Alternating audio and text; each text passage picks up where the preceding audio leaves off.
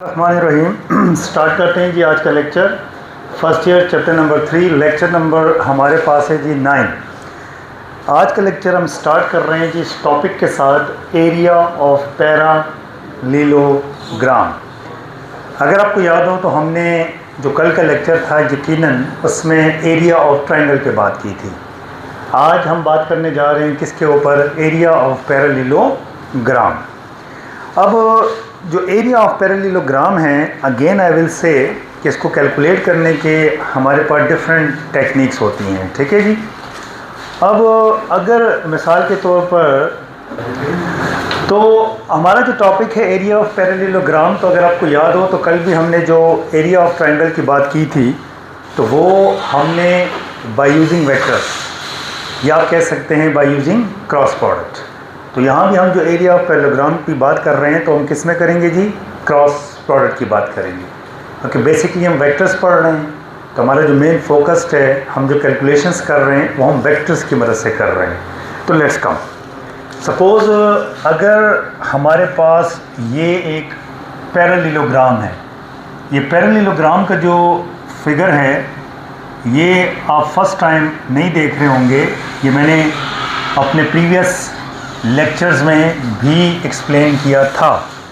यानी जो एक्सरसाइज हमारे पास 3.2 थी वहाँ भी मैंने आपको कुछ चीज़ें समझाने की कोशिश की थी। रिकॉर्डिंग में भी होगा। बच्चे ये डोर हाथ से बंद कर दें। तो अगर आपको याद हो तो मैंने वहाँ आपको फिर डिफरेंस भी बताया था पैरेललोग्राम के अंदर, रेक्टेंगल के अंदर और स्क्वायर के अंदर। बहरहाल वो चीज़ें आप देख लें, उस लेक्चर में मैंने डेफिनेशन की हुई हैं, ठीक। अब सपोज़ अगर आपके पास ये एक पैरेललोग्राम है और ये आपके पास इसकी दो एडजेसेंट साइड्स हैं। किसकी बात कर रहा हूँ मैं, एडजेसेंट साइड। कल मैंने ट्रायंगल में भी किसकी बात की थी, एडजेसेंट साइड्स की बात की थी। तो सपोज़ अगर आपके पास ये इसकी दो एडजेसेंट साइड्स हैं, मैं इसको यूँ लिख देता हूँ जी, if AB and AD are two यूँ भी कह सकते हैं वेक्टर्स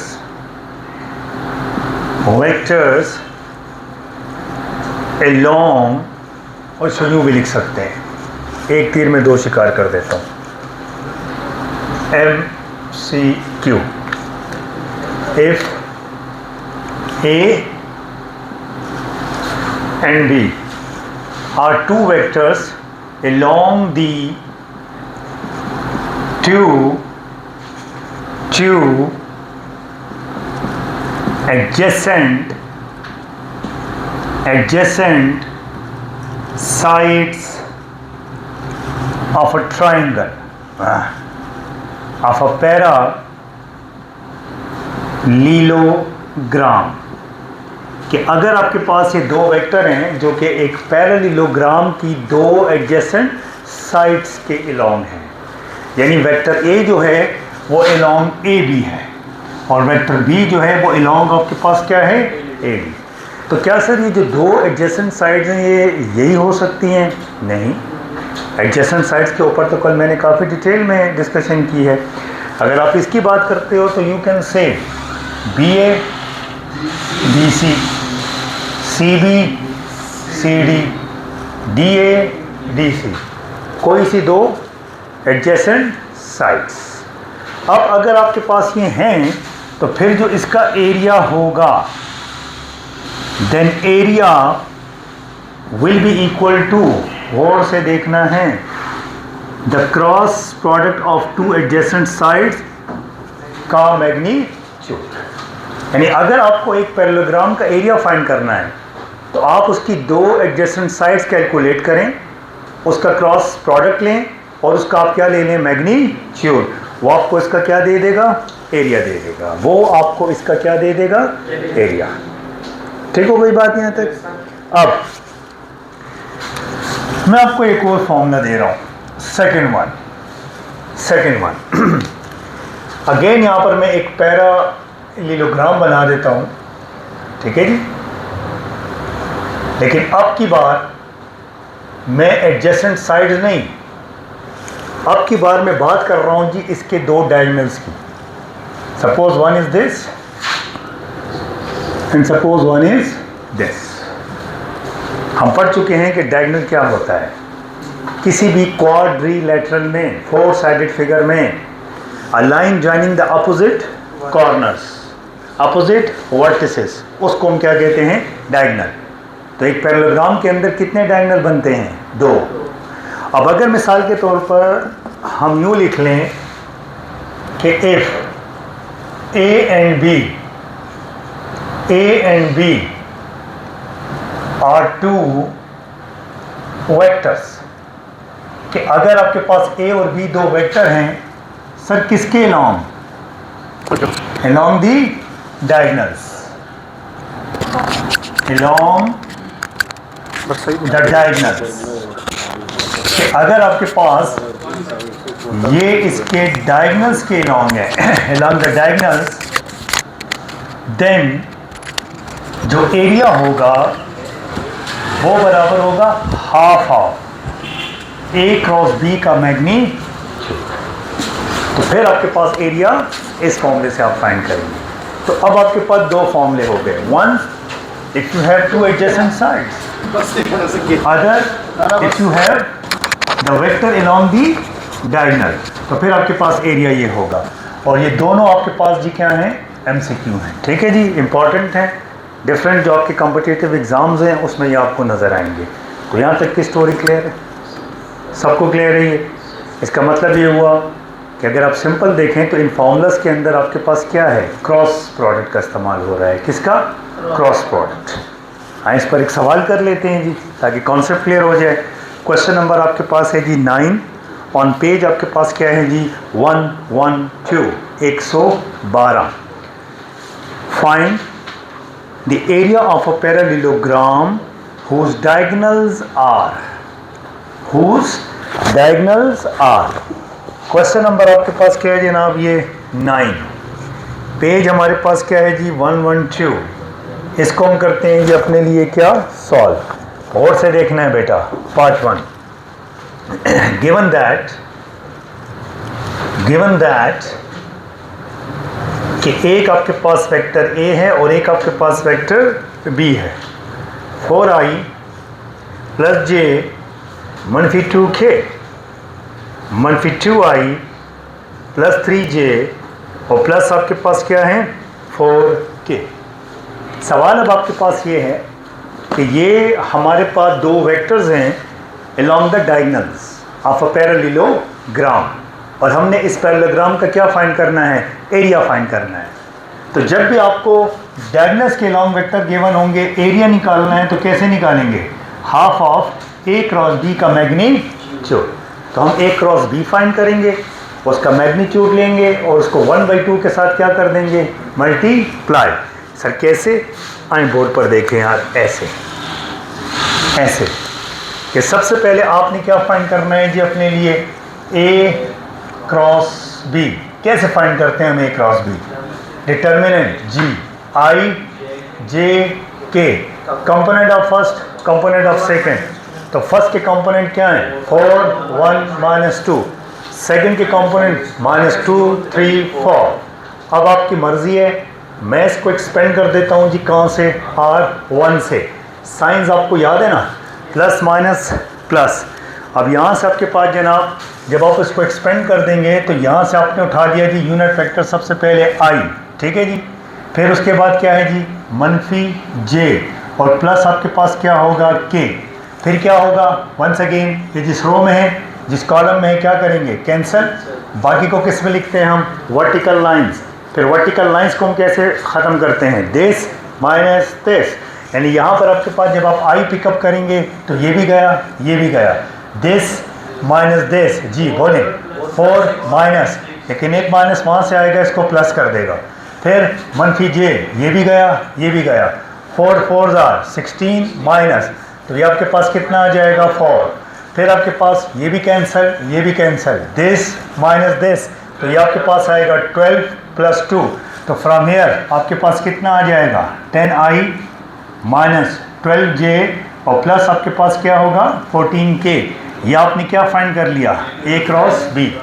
अब आपने इस A क्रॉस B का क्या फाइंड करना है? मैग्नीट्यूड। इस A क्रॉस B का आपने क्या फाइंड करना है? मैग्नीट्यूड। तो जब आप A क्रॉस B का मैग्नीट्यूड फाइंड करेंगे तो वो होगा जी अंडर दी रूट। जी कैसे करेंगे? 10 का स्क्वायर 100 माइनस 12 का स्क्वायर 144 और 14 का स्क्वायर 196 होगा। कितना होगा? 196। तो ये जो आपके पास आएगा जी 196। फिर यहाँ से आपके पास आएगा जी under the root.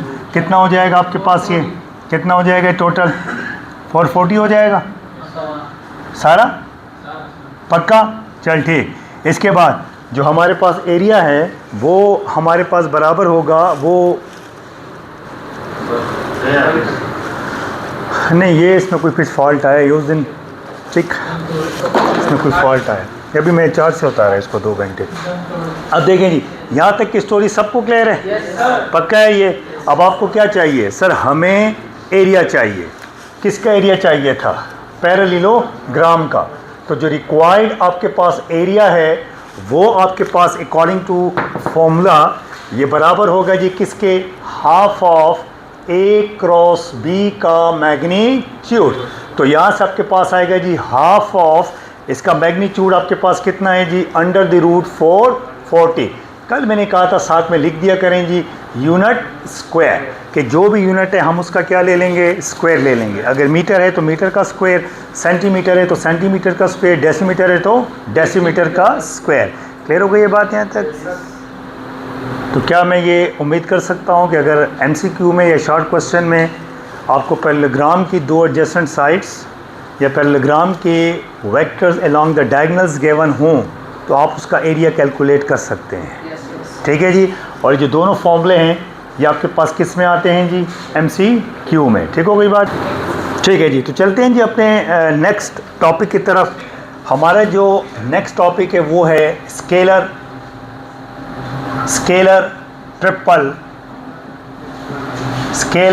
Triple product, जिसको हम एब्रिविएट करते हैं जी STP के साथ। किसके साथ जी? STP, scalar triple product. ये हमारा नेक्स्ट टॉपिक है। इससे पहले अगर आपको याद हो तो हमने वेक्टर्स के अंदर 2 तरह का प्रोडक्ट देखा। एक हमने देखा डॉट प्रोडक्ट और एक हमने क्या देखा? Cross product. अब हम यहाँ पर पढ़ने जा रहे हैं क्या? Scalar triple product. तो जहाँ तक बात आपके पास है स्केलर ट्रिपल, तो ट्रिपल इसलिए हम वर्ड यूज़ कर रहे हैं कि यहाँ पर हम 3 वेक्टर्स की बात करेंगे। The product of 3 vectors. कितने वेक्टर? 3। तो इसीलिए हम यहाँ पर क्या कह रहे हैं जी? Scalar triple product. सर होता क्या है? गौर से देखें, गौर से देखें। Let A B C are 3 vectors, कि ये हमारे पास क्या है जी? ये 3 वेक्टर्स हैं। These are the 3 vectors. Then पहले सुन लें फिर मैं लिख देता हूँ। The dot product of 1 with the cross product of 2, यानी एक का डॉट 2 के क्रॉस के साथ, इसे हम कहते हैं क्या? STP, scalar triple product. क्या मतलब sir? Then the dot product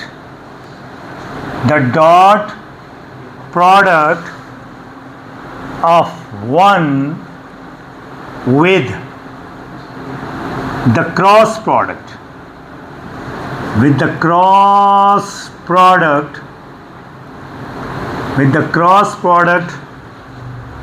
of other 2। Sir इस बात का क्या मतलब हुआ? गौर से देख। डेट इज गौर से देखें जी, A dot B cross C, A dot B cross C। मैं ये कह रहा हूं कि अगर आपके पास 3 वेक्टर हैं A B C, तो किसी एक का डॉट 2 के क्रॉस के साथ, इस प्रोडक्ट को हम कहते हैं स्केलर ट्रिपल प्रोडक्ट। सर इसको हम स्केलर क्यों कहते हैं?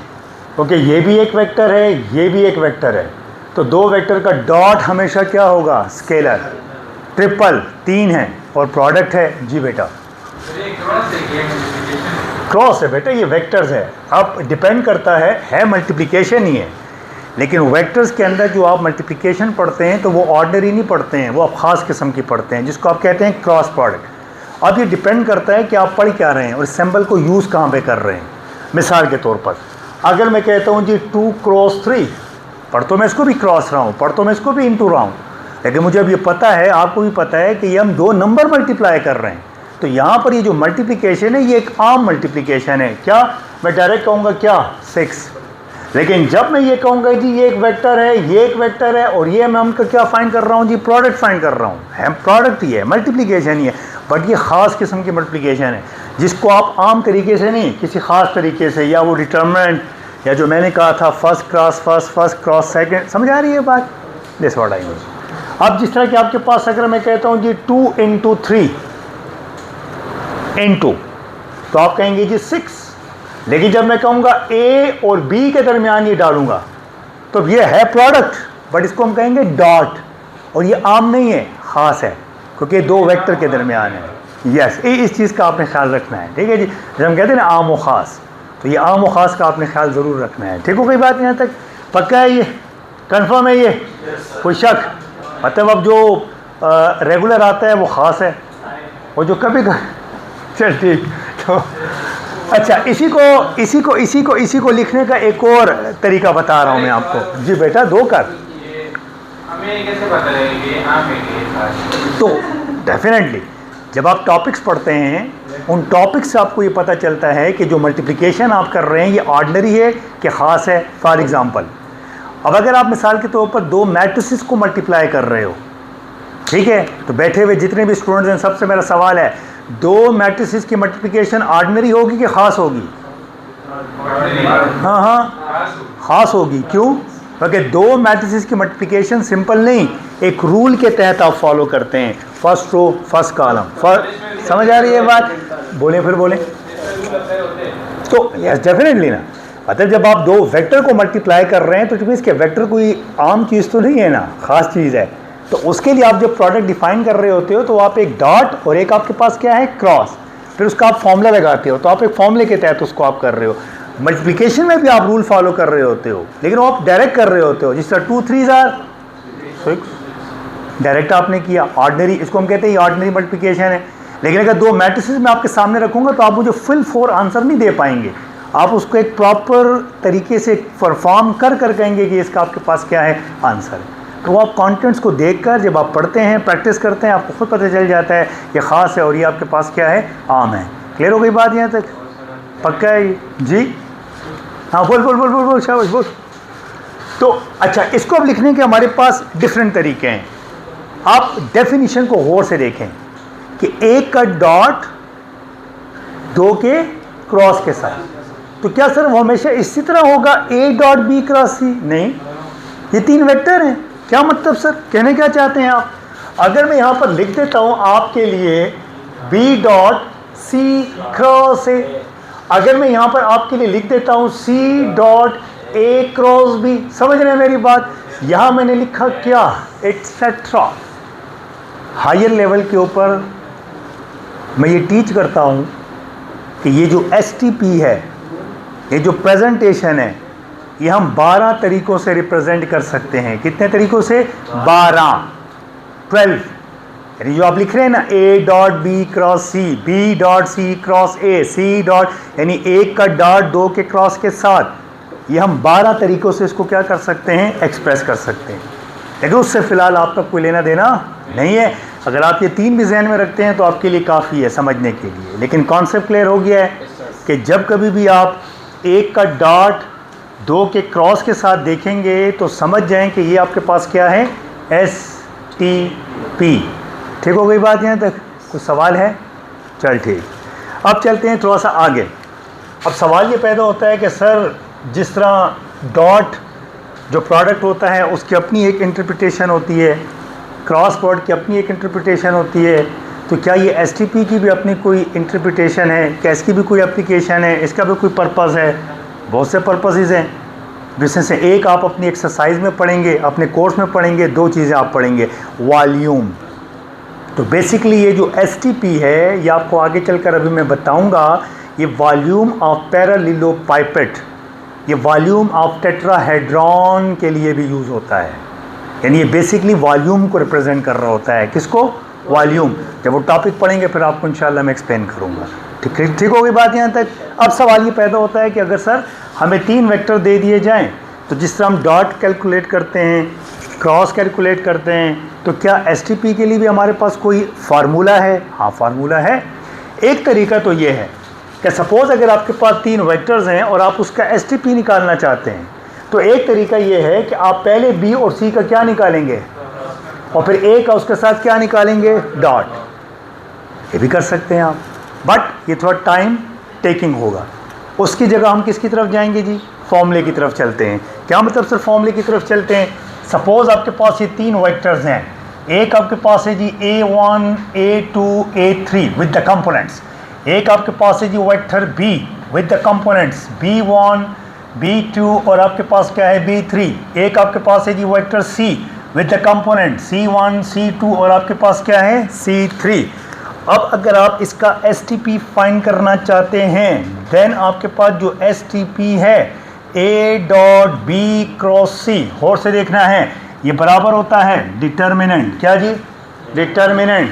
स्टेटमेंट दे रहा हूँ, component of first, component of second, component of third. क्या मतलब सर? फर्स्ट कौन है? A। सेकंड कौन है? थर्ड कौन है? C। Component of first A1, A2, A3। Component of second B1, B2, B3। Component of third C1, C2 और आपके पास क्या है? C3। तो ये फॉर्मूला है आपके पास क्या कैलकुलेट करने के लिए? STP। मिसाल के तौर पर अगर आप मुझे कहें सर हम B dot C cross A calculate करना चाहते हैं, यार शौक से करें, फॉर्मूला लगाएं। सबसे पहले क्या लिखेंगे आप यहाँ पर अपने लिए? डिटर्मिनेंट। पहले कौन है, फिर कौन है, फिर कौन है? तो ये फर्स्ट, ये सेकंड, ये थर्ड। तो सबसे पहले component of first B1, B2, B3। Component of second C1, C2, C3। Component of third A1, A2, A3। I hope कि चीज़ समझ में आ गई है। तो ये फार्मूला है जब भी आप 3 वेक्टर का क्या निकालेंगे बच्चे? STP। तो मैं इसको थोड़ा सा लिख भी देता हूँ जी आपके लिए। इसको मैं थोड़ा सा लिख देता हूँ जी। क्या सर? डिटर्मिनेंट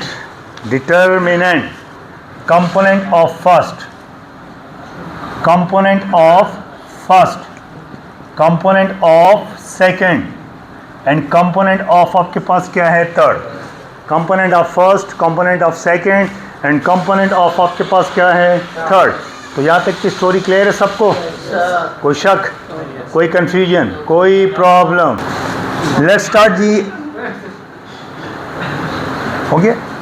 एक्सरसाइज आपके पास जनाब 3.5, 3.4 में एक क्वेश्चन है, उस पर मैंने बात करनी है। टार्क के ऊपर हम बात करेंगे, मोमेंट पे हम बात करेंगे, ठीक है जी।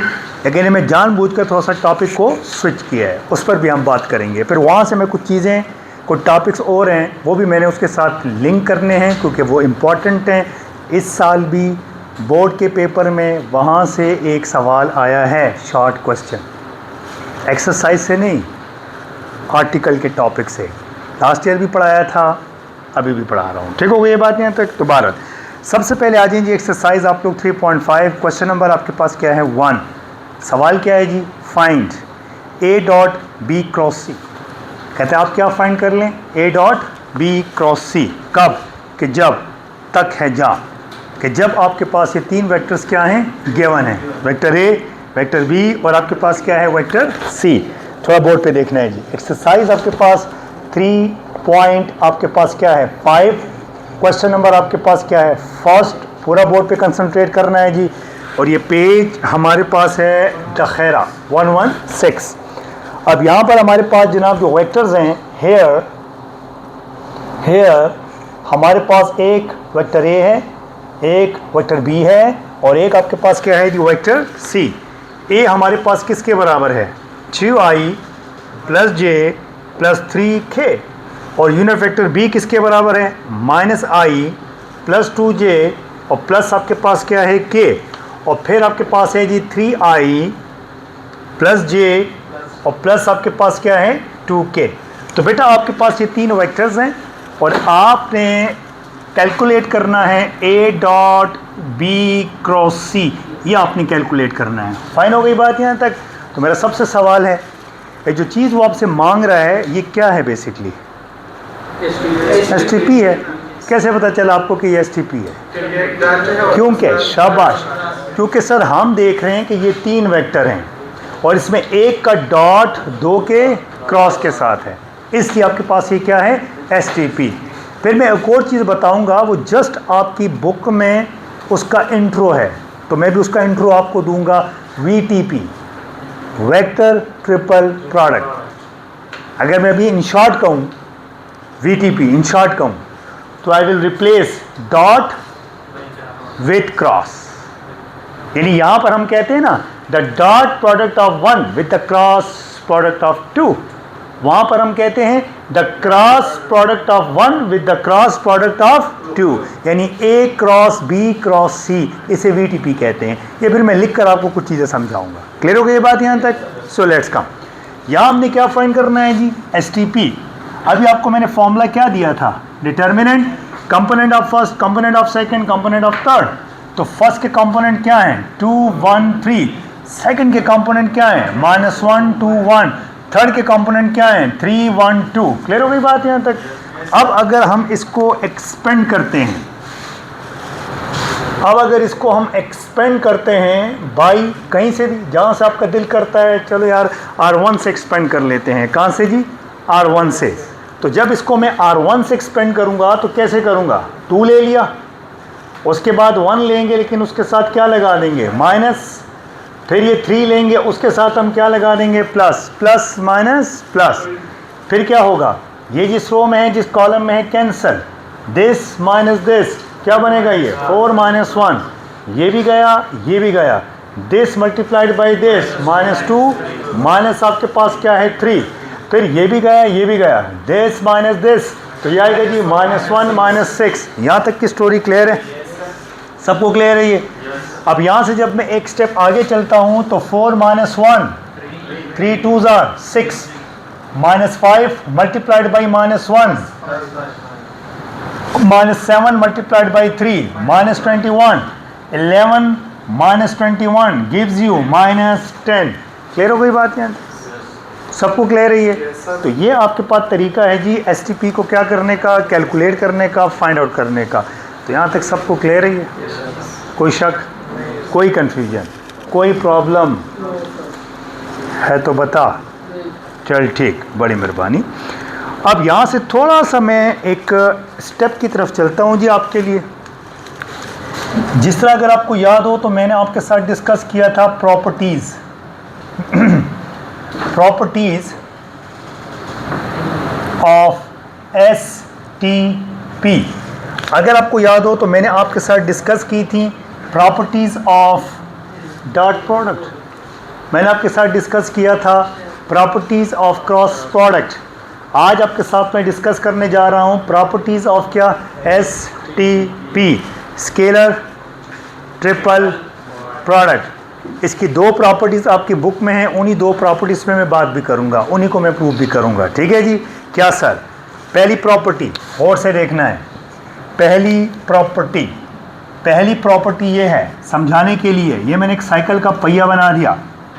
ये जी A है, ये वेक्टर B है और ये वेक्टर आपके पास क्या है? C है। ये 3 वेक्टर हैं, ये फ़िलहाल मैंने ले लिए हैं किसमें? साइकिल के पहिए पे एंटी क्लॉकवाइज डायरेक्शन में कुछ समझाने के लिए। क्या sir? A dot B cross C ये बराबर होता है B dot C cross A के, ये बराबर होता है C dot A cross B के। ये तीनों आपस में इक्वल होते हैं, यानी A dot B cross C बराबर होता है B dot C cross A, बराबर होता है C dot A cross B। ठीक होगा बात यहाँ तक? अब पेपर में आ सकता है शो दैट, उसकी मर्जी है। वो अगर ये कहता है शो दैट दिस इक्वल या दिस इक्वल या this equal this, we can do all. अब यहाँ पर आपको क्लियर हो जाएगा। ठीक हो गई ये बात यहाँ तक? तो प्रॉपर्टी समझ में आ गई है। और यही प्रॉपर्टी आपके पास आ सकती है किसमें? MCQ में भी, कि यार A dot B cross C equals what. अब ये उसकी मर्जी है कि वो आपको ऑप्शन में ये देता है, ये देता है, दोनों देता है और बोथ का ऑप्शन देता है। तो बस आपको प्रॉपर्टी याद हो, फिर ऑप्शंस को चेक करना, फाइंड करना हमारे लिए इतना मुश्किल नहीं होता। तो यहाँ तक चीज़ समझ में आ गई है? सबको क्लियर है ये? अब आएँ जी, साथ ही हम इस प्रॉपर्टी को यहाँ पर प्रूफ भी चिपका देते हैं। ठीक है जी, इसको हम प्रूफ भी कर लेते हैं। सर कैसे? ये बताएं कि मुताहिर इसके लिए मुझे कितने वेक्टर रिक्वायर्ड होंगे? 3। बड़ी मेहरबानी। यहाँ सबके पास जनाब सपोज ये आपके पास वेक्टर है with the components A1 A2 और आपके पास क्या है A3। ये एक और वेक्टर है with the components B1 B2 और आपके पास क्या है B3। ये एक और वेक्टर है C1 C2 और आपके पास क्या है जनाब C3। क्लियर हो गई बात यहाँ तक? यहाँ तक सबको क्लियर है? पूछ बेटा, 2 सवाल पूछ। क्या लिखें? लिख सकते हैं लेकिन ऊपर एरो ज़रूर डालें। नहीं कोई मसला नहीं। क्या मसला होगा? आ जाए बेटा, पता चले लोगों को कि हम एकेडमी में चाय पीते हैं, ऐसे नहीं कि नहीं पीते। अब जी हाँ ना मतलब खाती पीती एकेडमी है। ठीक है जी। तो यहाँ से आपके पास जनाब 9। अब गौर से सुनना है। सबसे पहले हमने ये साबित करना है जी कि दिस इक्वल दिस।